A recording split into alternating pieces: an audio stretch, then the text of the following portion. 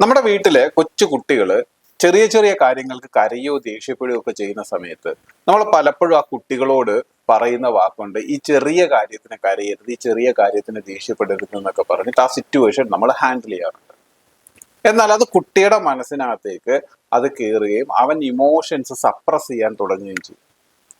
ഇതിന്റെ after effect എപ്പോഴാണ് വരുന്നതെന്ന് വെച്ച് കഴിഞ്ഞാൽ അവൻ ടീനേജിലേക്ക് എത്തുന്ന സമയത്ത് ഈ ഇമോഷൻ സപ്രസ് ചെയ്യുന്നത് ഡിപ്രഷനായിട്ടും ആങ്സൈറ്റിയുമായിട്ടും ദേഷ്യമായിട്ടും അറഗൻസുമായിട്ടൊക്കെ പുറത്തു വരും എന്നുള്ളതാണ്.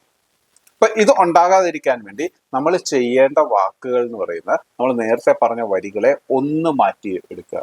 അതായത് നീ അപ്സെറ്റ് ആണെന്ന് എനിക്കറിയാം, എന്നാലും ഞാൻ നിന്റെ കൂടെ ഇല്ലേ, നമുക്ക് പുതിയ പുതിയ കാര്യങ്ങൾ ചെയ്യാം, അങ്ങനെയുള്ള വാക്കുകൾ പറയുകയാണെങ്കിൽ കുട്ടികൾക്ക് ഒരു കോൺഫിഡൻസ് കൂടുകയും അവന്റെ നാച്ചുറൽ ഇമോഷൻസ് അവന് പ്രകടിപ്പിക്കാനുള്ള ധൈര്യം ഉണ്ടാവുകയും അതോടൊപ്പം തന്നെ നിങ്ങളുമായുള്ള ബന്ധം കൂടുതൽ ദൃഢമാവുകയും ചെയ്യും.